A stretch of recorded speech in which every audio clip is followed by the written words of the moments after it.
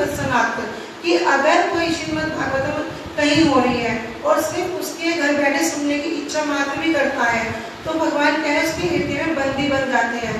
इस प्रकार से कि जैसे कोई व्यक्ति आकर ना अपने आप को अंदर से कमरे में बंद कर देता है, उसी प्रकार से क्या भगवान उसके हृदय में बंदी बन जाते हैं। फिर इसका मंगलाचरण का जो तीसरा श्लोक है वो है आशीर्वादात्मक। उसमें बताया निगम कल्पतरो गलितम फलम सुख मुखाद अमृतम द्रव संयुतम पिबता भागवतम रस माल्यम मुहुरहो रसिका भुवि भावुका। निगम कल्पतरो गलितम फलम, कि ये जो भागवतम है ये क्या है, वेदों का पका हुआ फल है। जैसे कि सब पहले वेद उपनिषद सब कुछ हुआ, लेकिन जब श्री वेदव्यास जी को शांति नहीं मिली तो उन्होंने नारद जी के बताए अनुसार श्रीमद् भागवतम को लिखा, उसके बाद उन्हें शांति मिली। तो इसे बताया ये वेदों का पका हुआ फल है। और सुख मुखाद्रव संयुक्तम, जैसे किसी पेड़ पर कोई पका हुआ फल है तो उसमें क्या है, जब तक जो तोता है ना किसी मीठे फल में चोंच मारता है और जब उसमें कोई तोता चोंच मार देता है तो वो और भी मीठा हो जाता है। तो इसे बताया कि ये बिल्कुल पका हुआ फल है और क्या है, सुख मुखाद्रव संयुक्तम। फिर कहा पिबता भागवतम रसमाल्यम, इसे क्या है निरंतर इसका पान करते रहो। रसमाल्यम मतलब कि कब तक करते रहो, कि पीते रहो क्या हो, जब तक होश में इसको पीते रहो और जब बेहोश हो जाओ तो फिर फिर जब दोबारा होश में आओ तो क्या करो, इसका दोबारा पान करते रहो। तो उसने बताया कि मृत्यु तक इसका पान करते रहो। और इसको कौन पान कर सकता है, रसिका भूमि भावुका, जो रसिक जन है, जो भावुक जन है वे इसका पान कर सकते हैं। श्रीमद् भागवतम जो है ये क्या है, भगवान का 52वें स्वरूप। श्रीमद् भागवतम में 12 स्कंद है और 18,000 श्लोक है। इसमें कहा गया है पादो यदियो प्रथम द्वितीयो तृतीय तूर्यो कथितो यदुरो नाभि स्था पंचमे षष्ठो भुजांतरम दो युगलं तथान्यो एकादशो यस्य ललाटपट्टम शिरोपि तु द्वादश एवं भाति। इसमें क्या बताया कि जो पादो यदि प्रथम द्वितीय, जो भगवान के जो पहले और दूसरे है भगवान के चरण है, तृतीय तूर्य कथितो यदुरो। और इसमें भी बताया कि जो है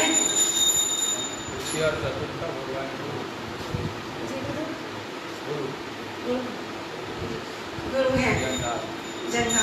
तो फिर वह नाभि इसका पंचम षष्ठो, पंचम जो श्लोक है भगवान की नाभि है। भुजांतरम दो युगल प्रधानियों, कि जो 7 और 8वें स्कंद है भगवान के क्या है, भुजाएं हैं। अष्टम वक्ष स्थल है। कंठस्थो राजन नवमो, कंठ जो है वो नवा स्कंद है। और 10वें स्कंद क्या है,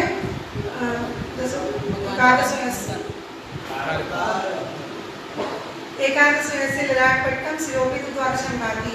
और जो एकादश स्कंद है वो भगवान का क्या है, सिर है। ललाटपट्टम ललाट है और द्वादश स्कंद भगवान का सिर है। ये क्या है, भगवान का पूरा वांग्मय स्वरूप है। तो जब श्री सुध गोस्वामी जी नैमिषारण्य में जब सुनक आदि से प्रश्न करते हैं तो कहते हैं कि भक्ति ज्ञान विरागतो विवेको वर्धते महान माया मोह निराशस्य वैष्णवी क्रियते कथम, कि जो भक्ति ज्ञान और वैराग्य से प्राप्त होने वाला जो महान विवेक है इसकी वृद्धि किस प्रकार होती है, और ये जो वैष्णव जन है ये किस प्रकार माया मोह से अपना पीछा छुड़ा लेते हैं। तब श्री सुध गोस्वामी जी कहते हैं कि कली काल में मेरे गुरुदेव श्री सुखदेव गोस्वामी जी ने इसके लिए श्रीमद् भागवतम जो लोग हैं लोगों को काल रूपी सर्प से बचाने के लिए क्या करा है, श्रीमद् भागवतम कथा का प्रवचन शास्त्र वो दिया है, उपदेश दिया है। तो कहते हैं क्या कली काल में ऐसा हुआ है, किसी जीव के साथ ऐसा प्रमाण है? तो कहते हैं हाँ है। जब मेरे गुरुदेव श्री सुखदेव गोस्वामी जी ने राजा परीक्षित जी को कथा सुनाई, तो जब उनको 7 दिन में उनकी मृत्यु होने वाली थी और उनको तक्षकनाथ डसने वाला था, तब उनको इस कथा को सुनाकर उनका उद्धार किया है। और ये कथा सिर्फ कथा नहीं है, कथा रूपी अमृत है। क्योंकि जब श्री सुखदेव गोस्वामी जी राजा परीक्षित जी को जब कथा सुनाने जा रहे थे तब क्या हुआ, तब स्वर्ग से सभी देवी देवता हाथ में अमृत कलश लेकर सुखदेव गोस्वामी जी के पास आए और कहने लगे कि 7 दिन में जब राजा परीक्षित जी को तक्षकनाथ डसेगा और तो क्या होगा, आप ये जो है ना अमृत आप उनको पिला दीजिए, उससे उनकी मृत्यु नहीं होगी। और ये जो कथा रूपी अमृत है इसको हमें दे दीजिए। तब उनके इस भाव को देखकर उनकी इस मतलब उन्होंने क्या सुखदेव गोस्वामी ने देखा कि ये इसके अनाधिकारी हैं और देवताओं को क्या कर दिया, उन्हें वापस भेज दिया। यहाँ कहते हैं कुए सदा कुए कथालो के कुए काज कुए मलिन महान ब्रह्म रातो विचार एवं देवान हास्य ही, कि उन्होंने क्या करा कि कहाँ तो कांच और कहाँ बहुमूल्य मणि, कहाँ तो वो सुधा यानी कहाँ वो अमृत और कहाँ कथा रूपी अमृत के साथ उसकी तुलना कर रहे हैं। ऐसा विचार करके श्री सुखदेव गोस्वामी ने देवताओं की हंसी उड़ा दी और उन्हें वापस भेज दिया। जबकि वो जो अमृत था वो साधारण अमृत नहीं था, जिसे पाने के लिए भगवान को भी 4 अवतार लेने पड़े।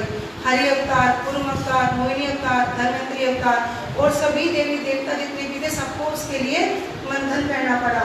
और जो ये उसके बाद कहा गया कथा रूपी अमृत श्रेष्ठ क्यों बताया, क्योंकि वो जो अमृत है वो क्या करेगा, हमें दिव्य जीवी बना देगा, लेकिन कथा रूपी अमृत हमें क्या करेगा, दिव्य जीवी बनाएगा। जो वो अमृत है वो हमें संसार में बांधेगा, लेकिन कथा रूपी अमृत हमें संसार से मुक्त कर देगा। तो उस अमृत को क्या करा, उस अमृत की तुलना भी कथा रूपी अमृत के सामने छोटी कर दी। तो बताया कि आगे जब श्री सुखदेव गोस्वामी जी परीक्षित महाराज जी को कथा सुना रहे थे ना, तो 7 दिन तक जब कथा सुनाई तो परीक्षित महाराज जी भगवत धाम को गए तो ब्रह्मा जी को बड़ा आश्चर्य हुआ। ब्रह्मा जी कहने लगे कि एक राजा होकर इसने सिर्फ 7 दिन तक कथा सुनी और कुछ भी नहीं किया, तब भी इसको भगवत धाम जाने का मौका मिल गया, जहाँ बड़े बड़े योगींद्र मुनींद्र बड़े बड़े तपस्वी लोग नहीं जा पाते, और ये राजा होकर अनायासी मतलब सिर्फ भागवत श्रवण के माध्यम से ही चला गया। तो ब्रह्मा जी ने क्या किया, एक पलटा लिया और पलटे के एक तरफ तराजू में क्या रखा, श्रीमद् भागवतम को रख दिया और दूसरी तरफ सभी सत्कर्मों को रख दिया, जितने भी वेद उपनिषद सबको रखा। तब ब्रह्मा जी ने उस पलटे को उठाया तो देखते हैं कि श्रीमद् भागवतम कथा का जो पलटा है वो झुकतो भारी है। तब ब्रह्मा जी को भी इस बात पर यकीन हो गया कि श्रीमद् भागवतम क्या है, एक श्रेष्ठ ग्रंथ है, एक वजनदार वस्तु है। तो उसके बाद तो वे कहने लगे कि इस तरह से मेरे जो गुरुदेव ने परीक्षित महाराज जी का उद्धार किया। तो सोनाकाली ऋषि सूत गोस्वामी जी से कह रहे हैं कि ये तो सुखदेव और परीक्षित महाराज जी का संवाद हो गया, लेकिन हमने सुना है कि कलिकाल में चतुर्सन जो है उन्होंने भी नारद जी को इस कथा की महिमा के बारे में बताया है, हमें वो संवाद बताइए। तब वे कहते हैं कि हाँ, एक बार नारद जी क्या हुआ, इस भारत भूमि को श्रेष्ठ मानते हुए पृथ्वी विश्व का भ्रमण करने के लिए उतरे, लेकिन जब उसमें क्या हुआ, भारत भूमि को और भी श्रेष्ठ मानते हुए भारत भूमि पर विचरण करने लगे। तब देखा कि सब जगह ही कली का प्रभाव है, और कली का प्रभाव इतना है कि घर में क्या है, सारे लोग बुद्धि कर रहे हैं, बाजार में अन्न बिक रहा है, औरतें वेश्यावृत्ति करके अपना जीवन यापन कर रही हैं। इस तरह को देखकर ना श्री नारद जी को बड़ा दुख हुआ, और वे क्या इस जो भारत भूमि को श्रेष्ठ मानकर यहाँ पर आए ना, लेकिन वे क्या दुखी होकर वापस जाने लगे। लेकिन इतने में उन्होंने सोचा कि जो वृंदावन धाम है, जो कृष्ण जी का धाम है, एक बार वहाँ पे मैं दर्शन करके जाऊँगा। तो जब वे वृंदावन धाम में दर्शन कर रहे थे तभी उन्होंने देखा यमुना जी के घाट के पास कि वहाँ पे क्या है, एक तरुणी है ना, वहाँ पे बड़ी उदास अवस्था में बैठी है और उसके पास क्या है, सब दासियाँ उसकी सेवा कर रहे हैं, लेकिन फिर भी वो उदास है। तो देखा कि वहाँ पे 2 बूढ़े पड़े हुए हैं, तो उनका जो वे उनके पुत्र थे, तो उनको देखकर नारद जी आगे निकलने लगे। तो नारद जी को बोले कि साधु रुको, साधु रुको। तो नारद जी रुक गए, कहने लगे साधु के दर्शन से तो जीवों का कल्याण होता है और आप भी मेरा कल्याण करो। तो वो कहने लगे कि देवी तुम कौन हो? तो उन्होंने कहा अहम भक्ति रीति ख्याता इमो में तन्मयो मतो ज्ञान वैराग्य नामिनो काल योगे न जर्जरो। मैं भक्ति देवी हूँ और ये जो दोनों है ये मेरे पुत्र हैं, ज्ञान और वैराग्य। काल योगे न काल के प्रभाव से ये दोनों बूढ़े हो गए हैं, और ये मतलब ऐसा इस संसार में नहीं देखा जाता कि माँ जो है वो तरुणी हो और जो बच्चे वृद्ध हो जाए। तब उन्होंने नारद जी से कहा आप कृपा करके मेरे इस दुख को दूर कीजिए। तब भक्ति देवी आगे कहती हैं उत्पन्ना द्राविड़ सहम वृद्धिम कर्नाटका गता क्वचित क्वचित महाराष्ट्रे गुर्जते जिन्नताम गता, कि मैं द्रविड़ देश में उत्पन्न हुई हूँ और वृद्धिम कर्नाटके गता, और कर्नाटक में बड़ी हुई हूँ। क्वचित क्वचित महाराष्ट्र में कहीं कहीं मैं सम्मानित हुई हूँ, लेकिन जब मैं गुजरात में पहुंची तो मैं पूर्ण तरीके से क्या होगी, वृद्ध हो गई। फिर आगे कहा वृंदावन वृंदावन संयोग आत्म संयोगात्म पुण्य तरुणी नवा धन्य वृंदावनम तेन भक्ति नित्य यत्र चाह, कि जब मैं वृंदावन धाम में आई तो मैं क्या हुई, दोबारा से तरुणी हो गई। और ये वृंदावन धाम धन्य है जहाँ पर भक्ति देवी नृत्य करती है। तो जब उन्होंने नारद जी को कहा, नारद जी ने कहा ठीक है, मैं क्या करूँगा, मैं इनको सही करने की चेष्टा करूँगा। तब नारद जी उन ज्ञान और वैराग्य के पास गए, क्योंकि जहाँ पर वृंदावन में ज्ञान और वैराग्य कोई काम नहीं, तो वहाँ पर क्या हुए, बूढ़े हो गए।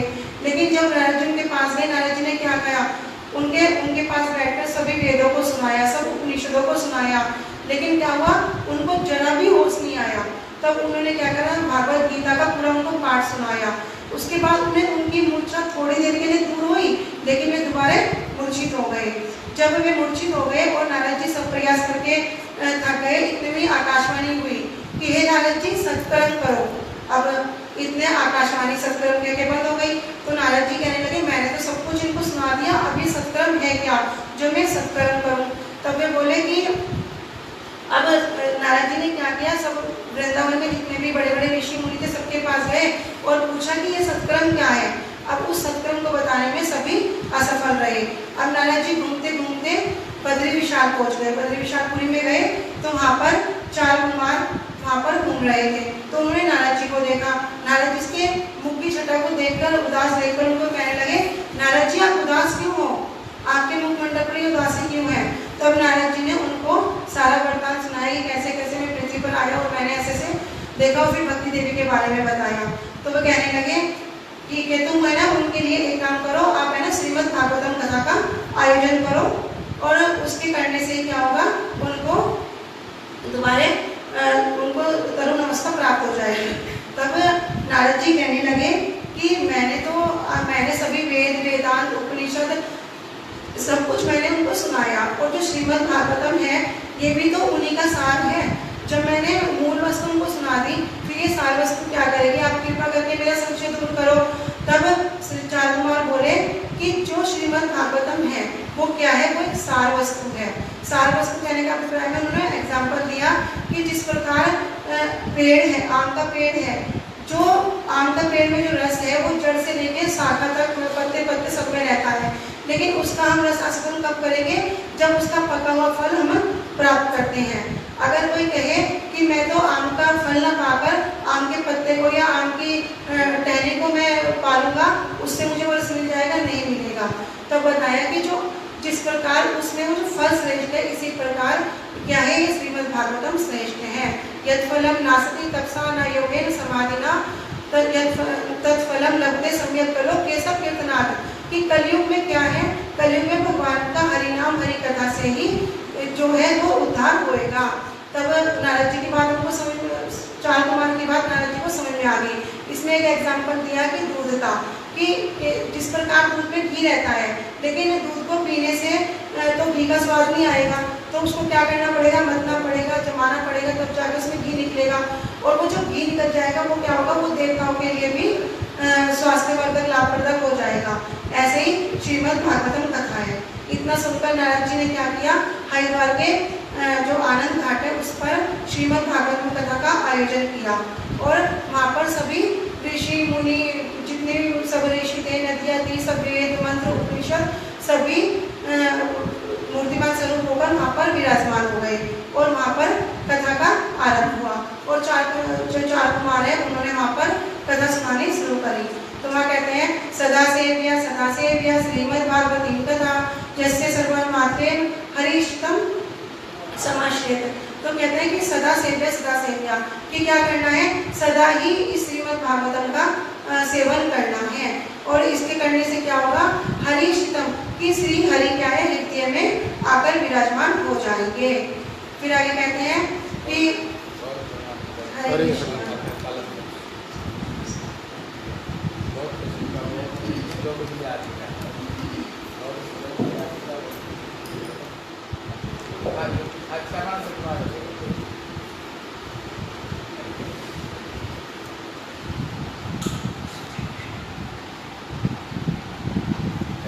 अभी जो कथा सुनी हो अब जो कथा बोल, अब इसको कहीं लगाना पड़ेगा, इसको कहीं व्यवहार में लाना पड़ेगा। अभी इसको प्रचार करना, जैसे तुम्हारे घर में जो आसपास में जो लोग हैं, कोशिश करना हो सकता है रोज़ रोज़ एक एक घर में जाओ, हो सके तो जा करके उनको बैठाओ, हैं, उनको बैठा करके उनको समझाओ भक्ति के बारे में, उनको समझाओ भगवान की भक्ति करो, भगवान की भक्ति से शांति सुख मिलती है, घर में शांति सुख होता है, फिर बच्चे तुम्हारे गलत रास्ता पर नहीं जाएंगे। भगवान ये दुर्लभ जीवन दिया है, लब्ध्वा सुदुर्लभ श्लोक जानते कि नहीं, ये श्लोक को व्याख्या करो। भगवान बड़े कष्ट से ये जीवन मिला है, संसार का हर जीवन में मिलता है, लेकिन भगवान की भक्ति किसी जीवन में, इसी जीवन। अभी उनको धीरे धीरे धीरे ना इसी विषय पर कोशिश करो, एक एक एक एक घर में जाने के लिए, हैं, एक एक घर में जा कर के रोज़ रोज़ एक एक व्यक्ति के घर में जाओ, उनको भक्ति के बारे में समझाओ, हैं, ठीक है।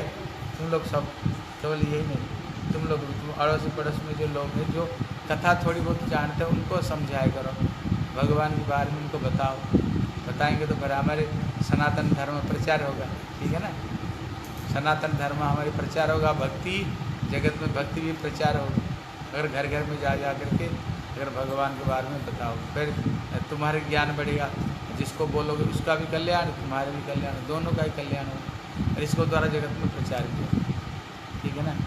इसलिए ये मत समझो नहीं हम लेडीज़ से हम कहाँ क्या करने, अक्सर करे लेडीज़ ही ना लेडीज़ों में मिल जाती है, तो जेंट्स लोग, और अगर लेडीज़ अगर भक्ति में आ जाती है ना, वो पुरुषों को आना ही पड़ता है, क्योंकि उसका हाथ में चौका बर्तन, उसकी हाथ में सब कुछ है, उसकी हाथ में, पुरुष चांद भर भी कुछ नहीं कर सकता है। इसलिए लेडीज़ चाहोगे तो सब कर सकते हो तुम लोग सारे, क्यों चौका बर्तन उनका हाथ में, जो खाना बनाएगी तो उनको खाना ही पड़ेगा। अगर खाना में सब कुछ चीज़ है, जैसे खाओगे अन्न वैसे मन का मन, अगर भगवान की भोग लगा कर वो खाएगी, उसको भगवान की प्रसाद की महिमा बताना, भगवान की भोग लगा चाहिए, हैं, कंठी तिलक का कि हम धीरे धीरे ऐसे ऐसे ना, ऐसे से धीरे धीरे धीरे धीरे प्रचार हो सकता है, इसलिए आप लोग तो इतने सुने हो, कम से कम इसको बोल लो, घर घर घर में जा जा कर बोलो। यहाँ तो सुना दिया, अगर यहाँ तक अगर घर तक सीमित कर दिया तो हो गया, इसका कोई फल नहीं होगा। जैसे जंगल में फूल खिलता है लेकिन वो किसका यूज में नहीं आता है, वहीं पर खिलता है और वहीं पर गिर जाता है। इसलिए अभी इस चीज़ को क्या करो, बोलो जा कर के, हर घर घर में जाकर प्रचार करो, तभी ये बोलने का तब फायदा है, ठीक है ना। ऐसे कोशिश करना, कोशिश करो हर घर में एक जाओ, रोज़ रोज़ एक एक घर पकड़ो, आधा आधा घंटा एक घंटा दो, ठीक है, एक एक घंटा आधा आधा घंटा दो, घर घर में जा जा करके